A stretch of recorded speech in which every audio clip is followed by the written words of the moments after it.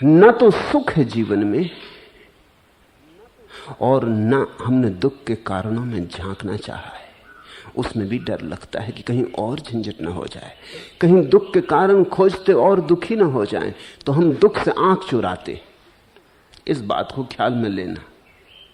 सुख जहां नहीं है वहां सुख मान लेते हैं, जीना तो है किसी बहाने, और दुख जहां है वहां से आंख चुराते, क्योंकि दुख को देखने में डर लगता है कि अगर देखा तो कहीं दुख और ना हो जाए। फिर देखने में सार भी क्या है, तो हम वहां देखते हैं दूर सपनों की दुनिया में जहां सुख कभी होगा, और यही चूक हो रही है। दुख को गौर से देखो, दुख का कारण मिल जाए तो जीवन में सुख के आने का द्वार मिल जाता है। बुद्ध ने कहा है दुख है, दुख का कारण है, दुख से मुक्त होने का उपाय है, दुख मुक्ति की अवस्था है। इन चार को बुद्ध ने आर्य सत्य कहा है, अत्यंत बुनियादी सत्य। इनसे बुनियादी और कुछ भी नहीं। पहला बुनियादी सत्य दुख है। तुमने तो अभी वही स्वीकार नहीं किया। तुम तो झुटलाए जा रहे हो। तुम तो कहते हो दुख नहीं, सुखी हूं, सब है। मेरे पास लोग आते, वो कहते हैं भगवान की कृपा से सब है, बच्चे हैं, पत्नी है, घर द्वार है, धन दौलत है, सब है। मगर फिर मगर क्या? जब सब है परमात्मा की कृपा से, तो अब मगर क्या? कैसा हम झूठ बोले जा रहे हैं। और हम ही झूठ नहीं बोलते, परमात्मा को भी झूठ में घसीट रहे हैं उसकी कृपा से। अगर यही उसकी कृपा है जो तुम्हारे जीवन में हो रहा है, तो फिर उसे कृपालु कहना बंद कर दो। होगी कोई दुष्टता की प्रक्रिया परमात्मा के नाम पर छिपी बैठी जो तुम्हें सता रही नहीं। लेकिन तुम झूठे हो तो तुम्हारा परमात्मा भी झूठा हो जाता है। तुम झूठे हो, तुम जो छूते हो वही झूठा हो जाता है। और झूठ की पहली सीढ़ी कहां पड़ती? वहीं जहां तुम दुख को दुख नहीं मानते और सुख समझा लेते हो कि सुख है। फिर जब तुम दुख को सुख मान लेते हो तो तुम एक ऐसी प्रक्रिया में पड़ गए कि अब तुम दुख के कारण कैसे खोजोगे। जब सुख ही मान लिया तो दुख का कारण कैसे खोजोगे? जिसने बीमारी को स्वास्थ्य मान लिया वो चिकित्सक के पास जाए क्यों? और जिसने बीमारी को स्वास्थ्य मान लिया वो बीमारी का कारण क्यों खोजे? बीमारी है ही नहीं तो कारण कैसे खोजे? तुमने जहां दुख को इंकार किया वहीं तुम चूक गए, वहीं से तुम भटक रहे हो, और जन्मों जन्मों में तुमने वही किया है। इसलिए बुद्ध कहते हैं पहला आर्य सत्य है दुख है, इसे झुठलाओ मत, भागो मत, आंख मत मूंदो। आंख मूंदने से दुख मिटेगा नहीं, आंख मूंदने के कारण ही दुख बढ़ता गया है। तुम आंखें मूंदे खड़े हो और दुख बढ़ता चला गया। आंख खोलो, कारण खोजो। दुख है, सुख जरा भी नहीं है। सुख मान्यता है, दुख सत्य है। तो दुख के कारण को खोजो और उसी के कारण की खोज करते करते तुम चकित हो जाओगे। जैसे ही कारण हाथ में आ जाता है, तुम्हारे हाथ में एक अपूर्व कुंजी आ गई। अब तुम्हारी मर्जी, दुखी होना हो तो हो जाओ, न होना हो तो न हो। कौन चाहे कि दुखी होना चाहेगा? जब समझ में आ जाए कि द्वार कहां, तो कौन दीवार से निकल के सिर तोड़ना चाहता है? लेकिन तुम दीवार को द्वार कहते हो तो द्वार तुम्हें दिखाई नहीं पड़ सकता। बार बार टकराते हो फिर भी सजग नहीं होते, चौंकते नहीं। बार बार कोई बहाना खोज लेते हो कि टकरा गए होंगे, कोई और भूल चूक हो गई। दरवाजा तो यही है, निकलना तो यही है, निकलना तो यहीं से हो सकता है। दुख का कारण ख्याल में आ गया तो दुख से मुक्ति तुम्हारे हाथ में आ गई। अब तुम्हारी मर्जी। और कौन है जो दुख चाहता है? दुख का कारण समझ में आते ही दुख से मुक्ति का उपाय मिल जाता है। दुख मुक्ति का उपाय मिलते ही तुम्हारे जीवन में धीरे धीरे वो घड़ी आनी शुरू हो जाती। कभी कभी झलक आती, कभी किरण उतरती, कभी देर टिक जाती, कभी थोड़ी और ज्यादा देर टिक जाती, जब सुख होता है। दुख का अभाव सुख है। इस बुद्ध विचार को समझो। बुद्ध कहते हैं दुख निरोध। बुद्ध से लोग पूछते कि मोक्ष में सुख होगा, निर्वाण में सुख तो होगा ना? बुद्ध कहते सुख की बात ही मत करो, इतना ही कह सकता हूं कि दुख नहीं होगा। बुद्ध अद्भुत हैं, क्योंकि बुद्ध जानते हैं तुम इतने बेईमान हो कि तुम निर्वाण में भी सुख खोजने लगोगे। वही तो तुम्हारी संसार की भूल है कि तुम सुख खोज रहे। दुख को तो पहचानते नहीं, सुख को खोजते हो। वही तुम्हारी चूक है, वही तुम्हारी फिसलन है, वहीं से तुम गिरे हो, वहीं से तुम गिरते जा रहे हो। अगर तुमसे कहा जाए मोक्ष में सुख है, जैसा कि हिंदू कहते हैं आनंद, जैसा जैन कहते हैं परमानंद, बुद्ध ने नई भाषा खोजी। बुद्ध की भाषा मनुष्य के मनोविज्ञान को जिस ठीक ढंग से पहचान पाई है, वैसी किसी दूसरे व्यक्ति की भाषा नहीं पहचान पाई। बुद्ध ने मनुष्य को सोचकर भाषा निर्मित की। महावीर अपने को देख के बोल रहे हैं। महावीर को आनंद हुआ है तो वो कहते हैं कि मोक्ष परम आनंद की दशा है, लेकिन उन्होंने ये ख्याल नहीं लिया है कि जिस आदमी से बोल रहे हैं उसने तो आनंद जाना नहीं। वो तो आनंद के नाम से सुख समझेगा, पहली बात।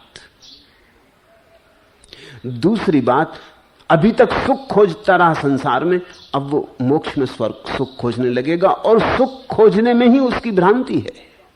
इसलिए महावीर की भाषा आदमी को देख के नहीं है, महावीर के अपनी चित्त दशा को देख कर है। बुद्ध की भाषा तुम्हें देख कर है। बुद्ध पागलों की भाषा में बोल रहे हैं, पागलों से बोल रहे हैं, देख के जान के कि तुम किस तरह की भूल कर सकते हो।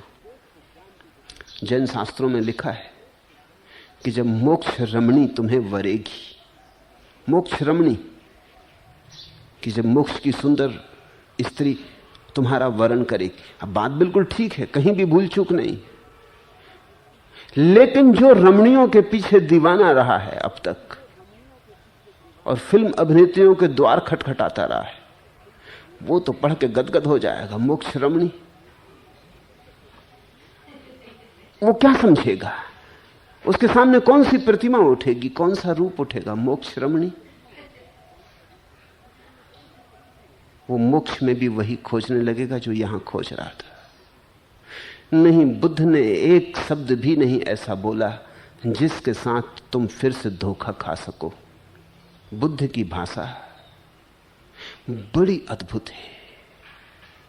बड़ा संयम रखना पड़ा होगा बुद्ध को, क्योंकि मैं जानता हूं कठिनाई कैसी। जब भीतर आनंद बरस रहा हो तब इस बात को सदा याद रखना कि तुमसे आनंद की बात ना की जाए, कठिन है। और जब भीतर सच ही मोक्ष की रमणी के साथ भोग चल रहा हो तब यह बात बड़ी मुश्किल है कि तुमसे न कही जाए। कभी भूल चूक समय असमय निकल ही जाएगी, लेकिन बुद्ध से ना निकली। 40 साल बोले, लेकिन फूंक फूंक के कदम रखा।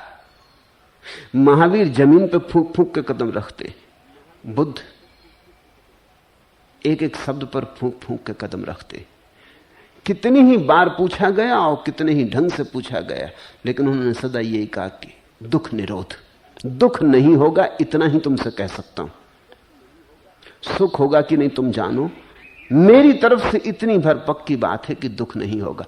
इसलिए बुद्ध का प्रभाव बहुत समझदार लोगों पर पड़ा, ना समझ लोगों पर नहीं पड़ा। ना समझ उन्होंने कहा यह भी कोई लक्ष्य हुआ, दुख निरोध, दुख नहीं होगा। ये बात कुछ जस्ती नहीं, कुछ विधायक। होगा क्या ये कहो ना, नहीं होगा। इधर दुख से परेशान है, तुम कहते हो दुख नहीं होगा। ये लक्ष्य कुछ बहुत हृदय को गदगद नहीं करता, करता है दुख निरोध। कांटा नहीं होगा,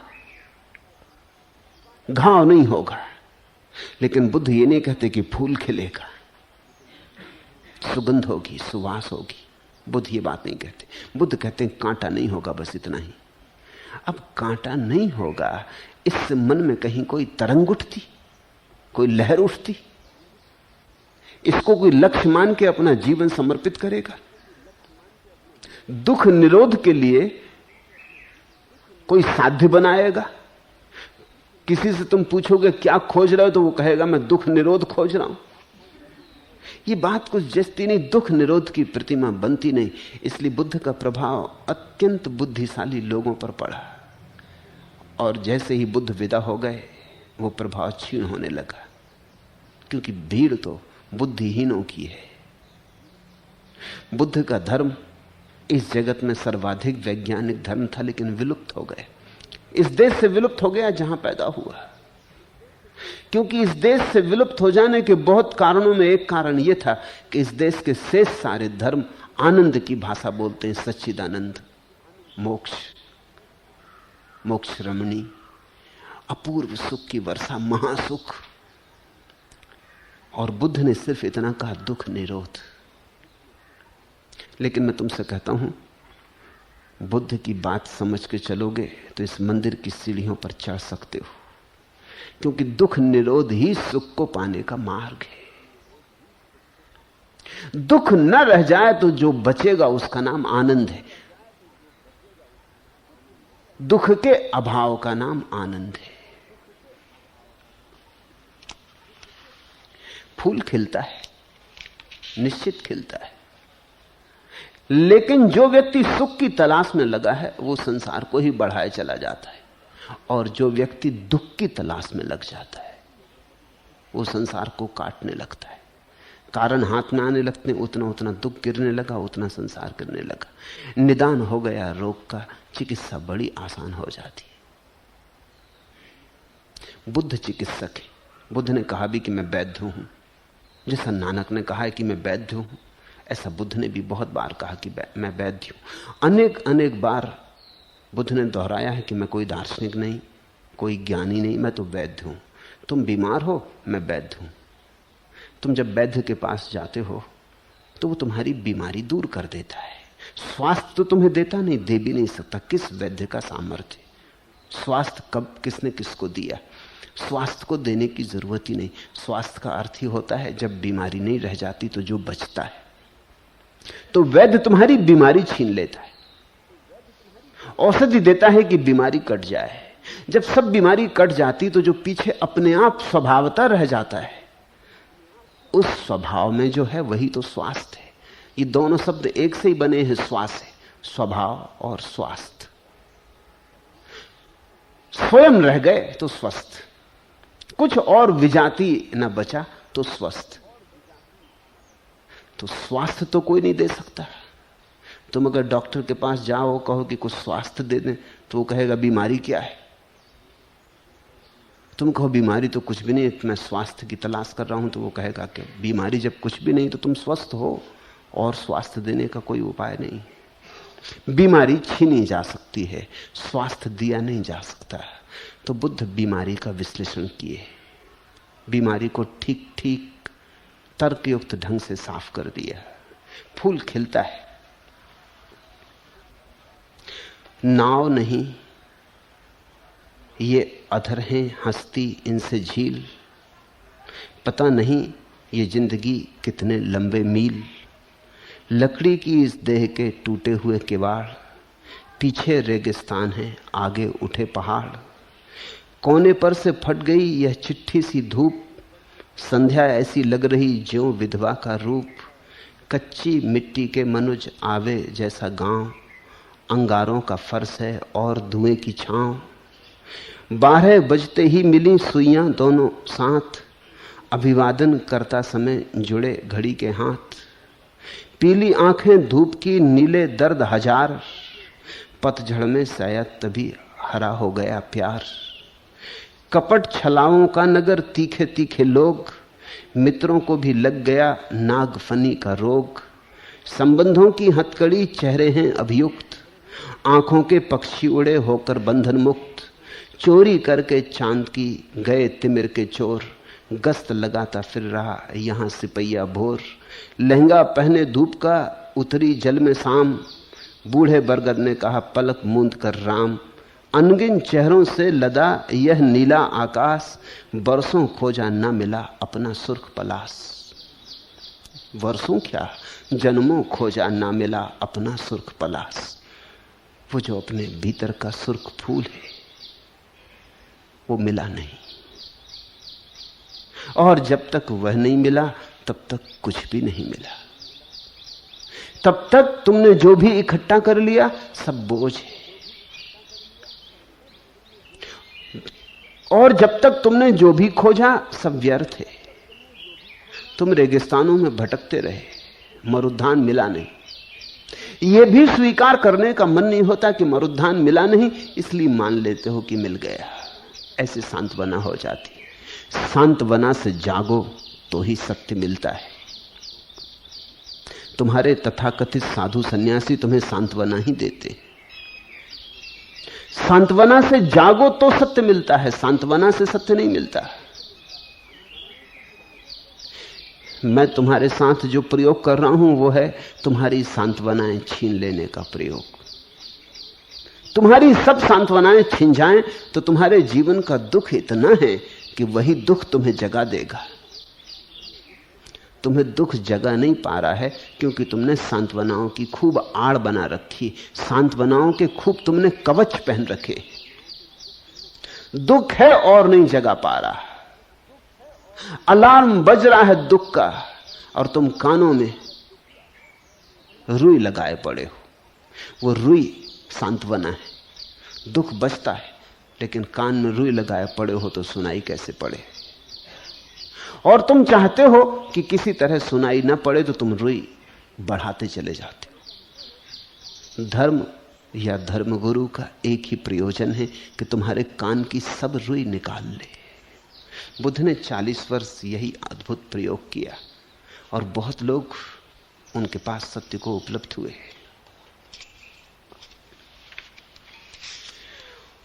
और जिसे भी सत्य को पाना हो उसे टालना नहीं चाहिए। उसे यह नहीं कहना चाहिए कल निकालेंगे कान की रुई। अभी निकालो तो निकलेगी, कल पर छोड़ा तो कभी ना निकलेगी। एक संस्मरण और जोड़ दूं, ओ मेरे इतिहास रुको तो। हम रोके जा रहे हैं हर चीज को। हम कहते हैं जरा ठहरो, थोड़ा और धन इकट्ठा कर लूं, कि थोड़ा और मन इकट्ठा कर लूं, कि थोड़ा और ऐसा कर लूं, कि थोड़ा और वैसा कर लूं।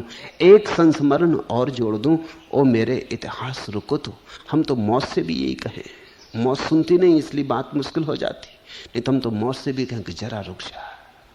एक संस्मरण और जोड़ दूं, मैंने तुमको अपना जाना, अपने से भी ज्यादा माना, पर इतना सब करने पर भी सचमुच क्या तुमको पहचाना। तुम तो अब भी पहले जैसे लगते हो वैसे के वैसे। एक संस्मरण और जोड़ दूं, ओ मेरे मधुमास रुको तो। रात न रुचती स्वप्न न भाता, दिवस सरी का दिवस न जाता। लगता पहले मैं भी था कुछ, पर अब कुछ भी याद ना आता। सच कितना मजबूर हुआ है, अपने से भी दूर हुआ है। एक विस्मरण और जोड़ दूं, ओ मेरे विश्वास रुको तो। केवल इतनी कथा हमारी, अथ पर इति की पहरेदारी। कभी संवरना चाहा होगा, अब तो बुझने की तैयारी। मन था नई सृष्टि रचने का, अब प्रयास सबसे बचने का। एक संवरण और जोड़ दूं, ओ मेरे सन्यास रुको तो। एक संस्मरण और जोड़ दूं, ओ मेरे इतिहास रुको तो। बुद्ध ने ऐसा नहीं किया। जिस दिन देखा कि मृत्यु है, जिस दिन देखा कि बुढ़ापा है, जिस दिन देखा कि जीवन में दुख है, उसी रात छोड़ दिया सब। उस रात छोड़ने के बाद बुद्ध ने जो कसम खाई वो समझने जैसी है। बुद्ध ने कहा, चाहे मेरा चमड़ा, नसें, हड्डी ही क्यों न शेष रह जाएं, चाहे शरीर, मांस, रक्त क्यों न सूख जाए, किंतु बिना सम्यक संबोधि को प्राप्त किए नहीं रहूंगा। क्योंकि उसके बिना रहने का कोई अर्थ नहीं। सम्यक संबोधि एकमात्र संपदा है। सम्यक संबोधि का अर्थ है बिना जागे नहीं रहूंगा। सोया सोया अब नहीं रहूंगा, सब दांव पर लगा दूंगा, लेकिन अब नींद में रहने का कोई भी कारण नहीं है। जहां मौत है वहां जो सो रहे वे गाफिल हैं और ना समझ। जहां मौत सब छीन लेगी वहां जो इकट्ठा कर रहे वो पागल हैं और विक्षिप्त हैं। अब नहीं, तो बुद्ध ने सब दांव पर लगा दिया। लंबी तपस्या की, 6 वर्ष कठोर तपस्या की। सच में ही हड्डी, मांस, मज्जा सब सूख गया। छाती की हड्डियां दिखाई पड़ने लगी। कथाएं कहती हैं कि पेट पीठ से लग गया, सब सूख गया, अपूर्व संघर्ष किया, गहन संकल्प किया और सब दांव पर लगा दिया। उसी संकल्प का अंतिम परिणाम समर्पण था। उसी संघर्ष का अंतिम परिणाम विश्राम था। तुम में से बहुत लोग समर्पण करते हैं, लेकिन समर्पण के पहले समर्पण करने को ही कुछ नहीं होता। कभी मुझे सुन लेते हैं ये कहते कि ध्यान भी छोड़ना पड़ेगा, तो वो कहते हैं फिर ठीक, हमने किए ही नहीं, झंझट में क्यों पड़ना। कभी मैं कहता हूं गुरु भी छोड़ना पड़ेगा, तो वो कहते हैं फिर ठीक है, जब छोड़ना ही पड़ेगा तो गुरु करना ही क्यों। लेकिन तुम वही छोड़ सकते हो जो तुम्हारे पास है। ध्यान हो तो ध्यान छोड़ सकते हो। निश्चित ही मैं बार बार कहता हूं कि नदी पार कर जाने पर नाव छोड़ देनी पड़ती, तो तुम कहते हो नाव चढ़े ही क्यों, लेकिन तब तुम दूसरे किनारे ही रह जाओगे। ये बात उस किनारे जाके छोड़ने की हो रही थी। नाव पकड़नी पड़ेगी और छोड़नी पड़ेगी। बुद्ध ने संकल्प किया, संघर्ष किया, तपश्चर्या की और आखिरी चरम शिखर पर पहुंचे। उसके पार मनुष्य के हाथ में करने को कुछ भी नहीं बचता। कर्ता की आखिरी स्थिति आ गई। वहां से कर्ता गिरा, बिखर गया, समाप्त हो गया। वही अहंकार विसर्जित हो गया। जो बचा वही बुद्धत्व है। आज के सूत्र जिस कथा से संबंधित हैं वो मैं पहले कह दूं। जिस परिस्थिति में बुद्ध ने ये सूत्र, आज के पहले 2 सूत्र कहे,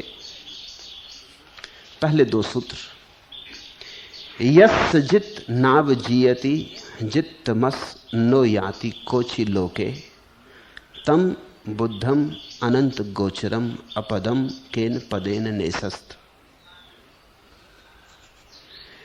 यस् जालनी विसत्तिका तन्हा नत्थि कुहिंच नेलवे तम बुद्धम अनंत गोचरम अपदम केन पदेन नेसस्त। जिसका जीता कोई अनजीता नहीं कर सकता और जिसके जीते को कोई दूसरा नहीं पहुंच सकता, उस अनंत दृष्टा और अपद बुद्ध को किस पथ से ले जाओगे। अपने जाल में सबको फंसाने वाली तृष्णा जिसे नहीं डिगा सकती, उस अनंत दृष्टा और अपद बुद्ध को किस पथ से ले जाओगे। ये पहले 2 सूत्र एक खास स्थिति में कहे गए थे। वह स्थिति बड़ी समझने जैसी है, क्योंकि उस स्थिति से तुम्हें कभी ना कभी गुजरना होगा। स्थिति ये थी, बुद्ध ने 6 वर्ष की तपश्चर्या की। जो करने योग्य था किया, जो भी किया जा सकता था किया, कुछ भी अन किया न छोड़ा। जिसने जो कहा वही किया। जिस गुरु ने जो बताया उसको समग्र मन भाव से किया, तन प्राण से किया। रत्ती भर भी अपने को बचाया नहीं, सब तरह अपने को दांव पर लगा दिया। ऐसी स्थिति के अंतिम घड़ी में जहां संकल्प अपने शिखर पर पहुंचता है और जहां से आदमी मन से मुक्त होता है, तो मन आखिरी हमले करता है। स्वाभाविक, जिस मन के साथ हम वर्षों रहे, जन्मों रहे, और जिस मन की हम पर मालकियत रही, वो मालकियत यूं ही नहीं छोड़ देता। कौन मालकियत यूं ही छोड़ देता है? अगर तुम्हारा नौकर भी तुम छुड़ाना चाहो तो वो भी आसानी से नहीं छोड़ता। तो मालिक की तो बात ही और। नौकर नौकरी छोड़ने को आसानी से राजी नहीं होता, तो मालिक मालिकियत छोड़ने को कैसे राजी होगा। और अगर नौकर कहीं भूल चूक से मालिक बन बैठा हो तब तो फिर छोड़ने की बात ही नहीं। और यही हुआ है। मन नौकर है, बन बैठा मालिक है। तो अगर नौकर सिंहासन पर बैठ जाए तो फिर आसान नहीं है उतारना। मैंने सुना है एक झक्की बादशाह ने कोर्ट के मसखरे को ऐसी बातचीत में पूछ लिया कि बोल, तुझ पे हम बहुत प्रसन्न हैं, तू क्या चाहता है, तेरी मर्जी पूरी कर देंगे। मस्खरा था अद्भुत, और सम्राट को हंसाया करता था। और सम्राट, उसने कुछ मजाक की बात कही, खूब हंसा, लोटा पोटा, बहुत प्रसन्न हो गया। तो उसने कहा, देख तू जो चाहेगा। उसने कहा, कुछ ज्यादा नहीं, 24 घंटे के लिए सम्राट बना दो। अब ये कोई बड़ी बात ना थी। सम्राट ने कहा, ठीक, 24 घंटे का मामला, बन जा। 24 घंटे के लिए मस्खरा सम्राट बन गया, लेकिन 24 घंटे में उसने सब तहस नहस कर डाला। पहला काम तो उसने कहा कि सम्राट को फांसी लगा दो। सम्राट ने कहा, अरे पागल, मैंने तुझे सम्राट बनाया। उसने कहा, वो मैं जानता हूं, तुम ही मुझे उतारोगे, फैसला खत्म करो, देरदार की जरूरत नहीं, 24 घंटे का मामला है, 24 घंटे में सब कर लेना। सब दरबारियों वगैरह को जेल में डाल दिया, सेनापति बदल डाले, अपने आदमी बिठा दी। 24 घंटे का था मामला, लेकिन सदा के लिए बनने की योजना कर ली। 24 मिनट में भी यह हो सकता था। अगर गुलाम कभी मालिक बन जाए तो बहुत खतरनाक सिद्ध होता है, क्योंकि वो जानता है कि मैं हूं तो गुलाम, और ये जो थोड़ी सी घड़ियां मुझे मिल गई हैं, अगर इनका उपयोग न कर लिया तो फिर गुलाम हो जाऊंगा। नौकर अगर मालिक जन्मों तक रहा हो तब तो बहुत कठिन है उसे हटा देना, और वही स्थिति है मन की। तो जब कोई साधक अपने अंतिम शिखर पर पहुंचता साधना के, तो मन आखिरी जद्दोजहद करता, आखिरी संघर्ष होता है, कुरुक्षेत्र, अंतिम निर्णायक युद्ध होता है। उस निर्णायक युद्ध को अनेक अनेक प्रतीकों से कहा गया। मुसलमान कहते हैं शैतान हमला करता, वो शैतान मन है। ईसाई कहते हैं डेविल, बीलजेबब हमला करता, वो बीलजेबब कोई और नहीं, मन है। हिंदू कहते हैं कामदेव। और स्वभावतः हिंदुओं के पास सबसे श्रेष्ठ कथाएं, क्योंकि उन्होंने खूब परिमार्जित किया है, 10,000 साल तक परिमार्जन किया है। औरों की कथाएं नई नई हैं, उनमें कई भूल चूकें मिल जाएंगी, लेकिन हिंदुओं ने तो खूब परिमार्जन किया है। इसके पहले कि हिंदुओं की कथाएं लिखी गई, हजारों साल तक वो कथाएं बुद्धिमानों के हाथ से गुजरती रही, उन पर परिमार्जन होता रहा।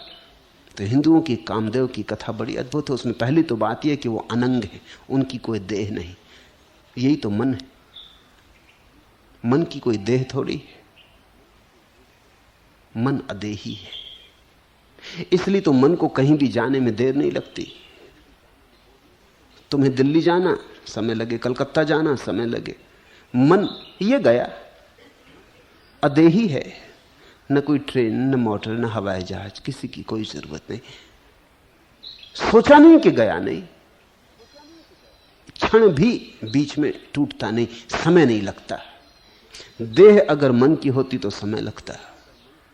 हिंदुओं की कथा अद्भुत है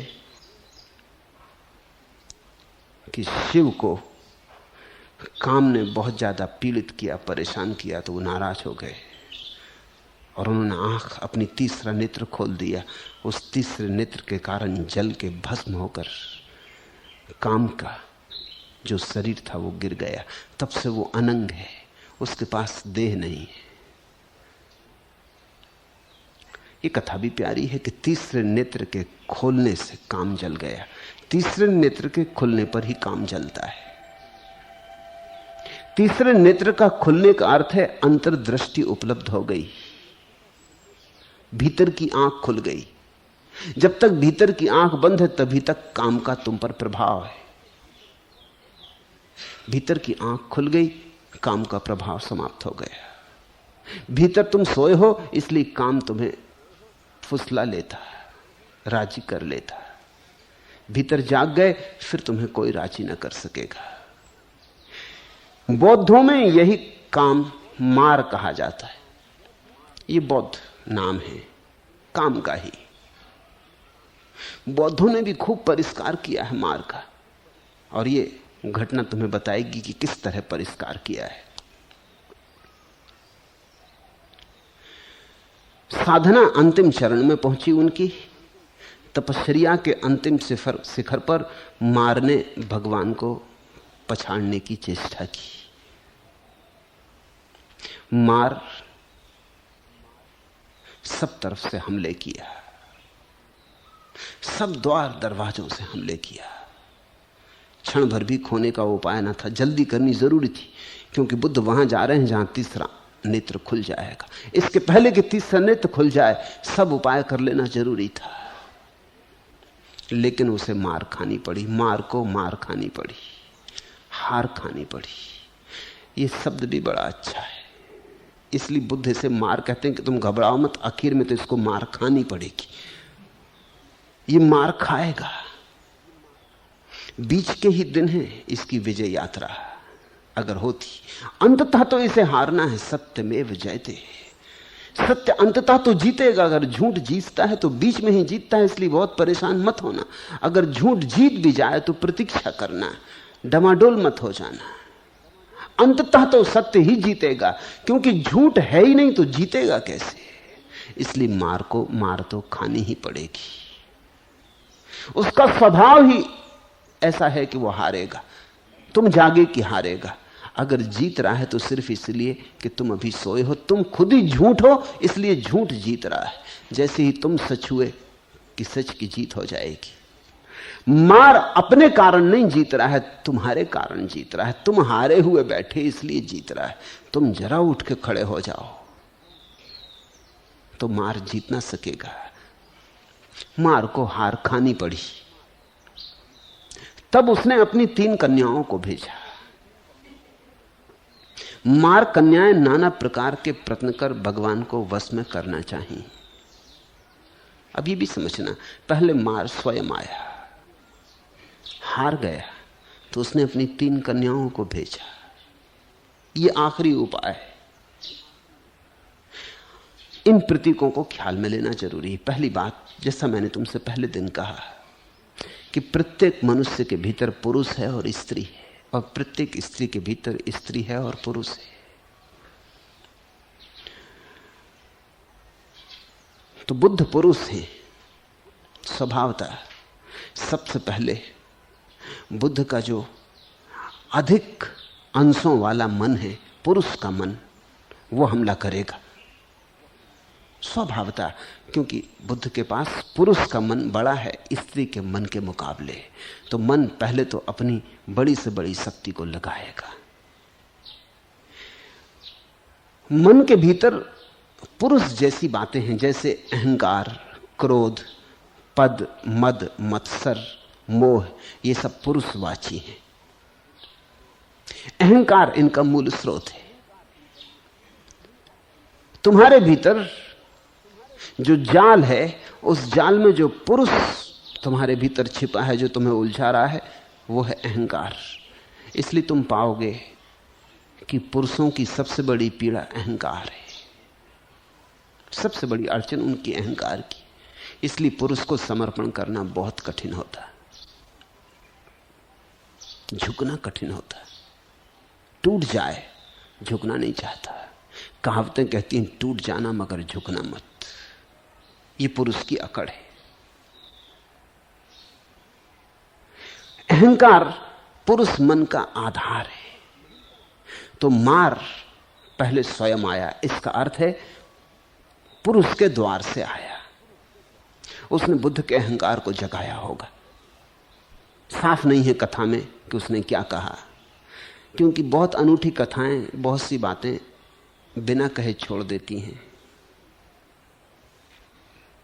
क्योंकि सभी बातें कह दी जाएं तो फिर ध्यान करने योग्य उन कथाओं में कुछ भी नहीं रह जाता। और ये कथाएं ध्यान करने के लिए निर्मित की गई हैं। इन पर ध्यान करना है, और जो खाली हिस्से हैं उनको ध्यान से भरना है।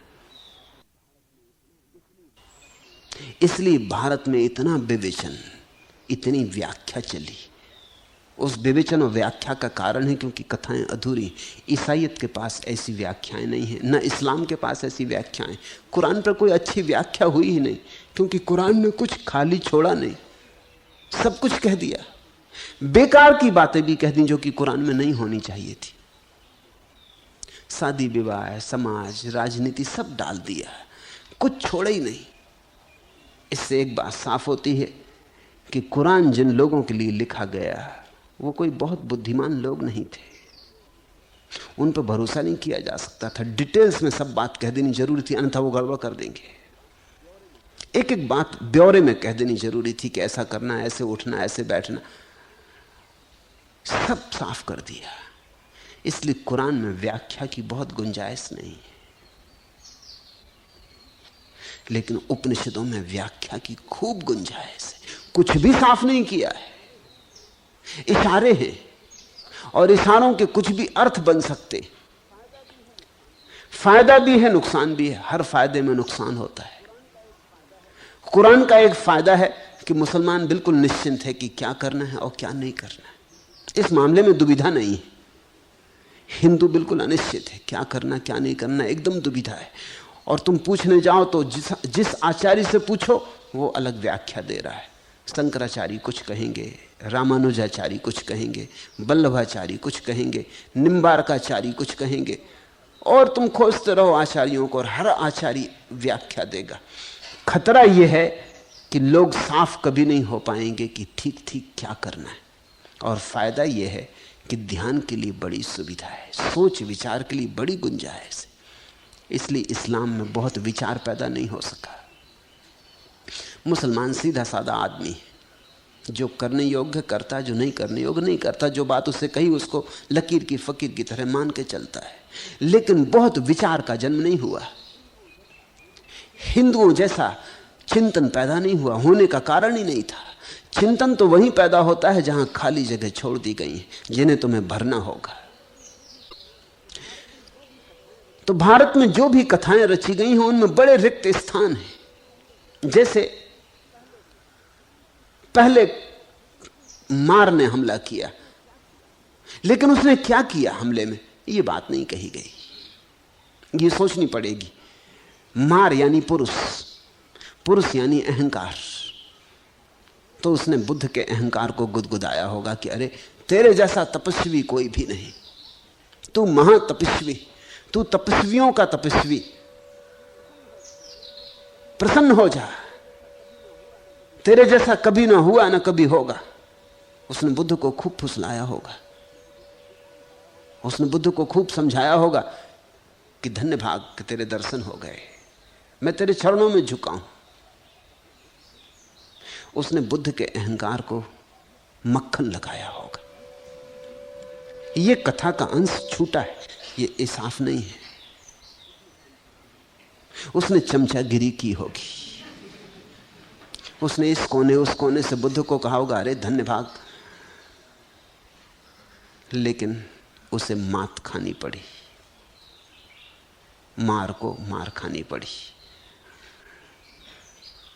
बुद्ध चुप रहे, बैठे रहे, कुछ भी न बोले।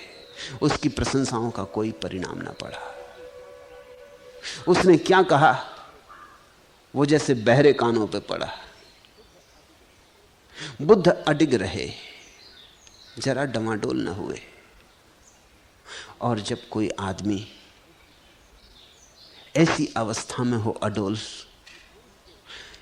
कि पुरुष के द्वारा, अहंकार की प्रतिष्ठा के द्वारा उसे न हिलाया जा सके, तो फिर दूसरा उपाय है कि उसको हिलाने के लिए कुछ स्त्रीण उपाय खोजे जाएं।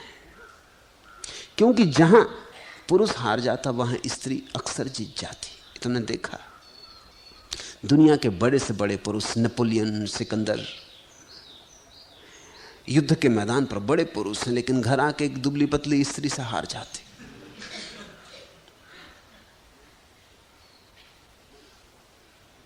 मैंने सुना है एक जिद्दी सम्राट ने, एक झक्की सम्राट ने ये घोषणा की अपने वजीरों से कि पता लगाओ मेरे राज्य में जो पुरुष अपनी स्त्री की मान के ना चलता हो उसको जो मेरा श्रेष्ठतम घोड़ा है वो भेंट किया जाए और उसका राजकीय सम्मान किया जाए। और जो जो लोग अपनी स्त्री की मान के चलते हों उनको भी एक एक भेड़ प्रतीक रूप भेंट की जाए। तो वजीरों का एक समूह राजधानी में पता लगाने गया। जिससे भी उन्होंने पूछा कि आप अपनी पत्नी से डरते, आप अपनी पत्नी के मान के चलते। और ध्यान रखना, अगर झूठी बात कही और राजा को पता चल गया तो घोड़ा तो मिलेगा नहीं, फांसी लगेगी। इसलिए सच सच कह देना। तो लोगों ने कहा भाई अब इसमें झूठ क्या कहना, तुम भी जानते हो, तुम भी पति हो, हम भी पति हैं, अब इसमें छिपाना किससे है। तुम नाहक की खोज में निकले, ऐसा पति कहां मिलेगा। थक गए राजा के लोग खोजते खोजते, लेकिन एक झोपड़े में एक आदमी मिल गया, एक बड़ा पहलवान अपने बैठा हुआ भांग घोंट रहा था। उसकी मसलें ऐसी थीं कभी देखी भी नहीं गई। उसका शरीर तो बड़ा सुंदर था, लोहे का बना हो जैसे, किसी का हाथ पकड़ ले तो हड्डी चरमरा जाए। कोई होगा 6.5 फीट लंबा, तगड़ा जवान आदमी, लोहे की देह। उन्होंने कहा हो ना हो ये आदमी घोड़ा ले जाएगा। तो उन्होंने उस आदमी से पूछा कि ऐसा सम्राट ने पूछवाया है। तो उसने सिर्फ अपनी मसलें उठा के दिखाई उनको। उसने कहा कि देखते, स्त्री इत्यादि को तो ऐसा मसल दूंगा, अगर मेरे हाथ में स्त्री पड़ जाए तो बस खत्म। जरा मेरा हाथ तो पकड़ कर देखो, उसने कहा। और वजीर का हाथ पकड़ लिया तो वजीर को छोड़ाना मुश्किल हो गया। और वजीर रोने लगा। उसने कहा मेरा हाथ छोड़ भाई, घोड़ा तुझे मिल जाएगा, मगर तू ये क्या करता, हाथ तो छोड़। मगर घोड़ा किस रंग का चाहिए? राजा के पास 2 घोड़े, काला और सफेद। तो उसने भीतर आवाज दी कि मुन्ने की मां, काला की सफेद? मुन्ने की मां ने कहा सफेद। तो वजीर ने कहा तुझे भेड़ मिलेगी। ये मुन्ने की मां से ही पूछ के तय कर रहा है आखिर में। और मुन्ने की मां निकली बिल्कुल दुबली पतली औरत। और उसने कहा भूल के काला मत लेना। भेड़ ही मिली पहलवान को। जहां कठोर हार जाए वहां कोमल के जीतने की संभावना है। कथा अर्थपूर्ण है। खुद तो हार गया मार, उसने अपनी 3 कन्याओं को भेजा। 3 क्यों? आखिर खुद अकेला आया था, एक ही कन्या काफी होती, 3 क्यों? उसमें भी बौद्ध प्रतीक है। बौद्ध कहते हैं स्त्री का इसलिए तो पता नहीं लग पाता कि वो कितनी होती, एक लेकिन 3, अभी कुछ अभी कुछ अभी कुछ, सुबह कुछ दोपहर कुछ सांझ कुछ, पक्का भरोसा नहीं कि क्या है। त्रिवेणी है ना प्रयाग में, ऐसा स्त्री भी एक अपूर्व संगम है। उसमें 2 नदियां तो दिखाई पड़ती हैं, एक बिल्कुल दिखाई ही नहीं पड़ती। सरस्वती का तो पता ही नहीं चलता कि कहां। तो तुम जो देख सकते हो उसको तो तुम पहचान सकते हो, लेकिन एक है जो अदृश्य है, और जो दृश्य से जीत जाए वो भी अदृश्य से हारने की संभावना रखता है। तो 3 प्रतीक है। 3 का मतलब है एक से जीते तो दूसरे से मुश्किल, दूसरे से जीते तो तीसरे से मुश्किल। और एक तरफ लड़ाई नहीं होगी, 3 तरफ से लड़ाई होगी। तुमने कभी स्त्री से झगड़ा करके देखा? झगड़ा कई तरह का होगा। वो तर्क से भी लड़ेगी, हालांकि तर्क चाहे उससे करते ना बने, तर्क भी करती जाएगी, क्रोध भी करती जाएगी और रोने भी लगेगी। अब ये बहुत मुश्किल काम हो जाता है, क्योंकि अगर तर्क ही करना है तो बात साफ समझ में आती है। पुरुष को समझ में आता है कि तर्क कर लो, चलो निपटारा कर लें, उसमें पुरुष जीत भी सकता है। लेकिन स्त्री उसी पे भरोसा नहीं रखती। वो क्रोध भी कर रही है, हो सकता है चीजें फेंक रही हो तुम्हारे ऊपर, लेकिन उस पर भी भरोसा नहीं, क्योंकि क्रोध में तो पुरुष जीत सकता है। तो वो रो भी रही है। अब उसने तुम्हें 3 तरफ से घेर लिया। तर्क से हारो तो ठीक, क्रोध से हारो ठीक, नहीं तो उसके रोने को देख के तो हारोगे ना। वो अपनी छाती पीटने लगी है, अपनी सिर पटक रही है। उसका हमला 3 द्वारों से है। इसलिए कथा कहती कि मार ने अपनी 3 कन्याओं को भेजा। मार्ग कन्याएं नाना प्रकार के प्रश्न कर भगवान को अपने बस में करना चाहिए, लेकिन बुद्ध शांत रहे। उन्होंने हाँ हूं कुछ भी ना किया, वो सिर्फ देखते रहे जो हो रहा था। क्योंकि तुमने हाँ हूं किया कि फंसे। तुम अगर इंकार भी कर दो तो गए, तुम अगर डर भी जाओ, भयभीत हो जाओ, तुम चिल्लाने लगो कि मुझे बचाओ या भाग निकलो बाहर, तो तुम हार गए। नहीं, वो बैठे रहे जहां बैठे थे, जैसे थे वैसे ही बैठे रहे, जैसे कुछ हुआ ही ना हो। जैसे ये सब उनके आसपास जो हो रहा था, तीनों तरफ से कन्याएं खींचने लगी, सुंदर होंगी, रूपवती होंगी, सुगंध आती होगी उनके जीवन से, उनकी देह अपूर्व होगी, मगर वो बैठे रहे। उन्होंने जरा भी स्वीकार भी ना किया कि कोई है चारों तरफ। भगवान शांत रहे। शांत का यही अर्थ होता है, जैसे कोई है ही नहीं, ऐसे अकेले रहे। न मोहे न क्रोधे, दो चीजों का ख्याल रखना है। दोनों में आदमी फंस जाता है। जिसको तुम संसारी कहते हो वो मोह जाता है, जिसको तुम सन्यासी कहते हो वो क्रोध जाता है। या तो मोह या क्रोध हो, मगर दोनों हालत में आदमी स्त्री से हार जाता। लेकिन भगवान के संबंध में कहा कि न मोहे न क्रोधे, और जहां मोह नहीं क्रोध नहीं, वहां फिर कोई परिणाम नहीं हो सकता। वहां शून्य निर्मित हो जाता है। शून्य को कैसे रिझाओगे? क्रोध किया तो अहंकार आ गया, मोह किया तो भी अहंकार आ गया। तो तुम्हारे जो ऋषि मुनि नाराज हो गए वो भी हार गए। जो ऋषि मुनि नाराज न हुए, प्रसन्न हो गए, वो भी हार गए। बुद्ध शून्यवत रहे, शांत रहे। उन्होंने उपेक्षा रखी।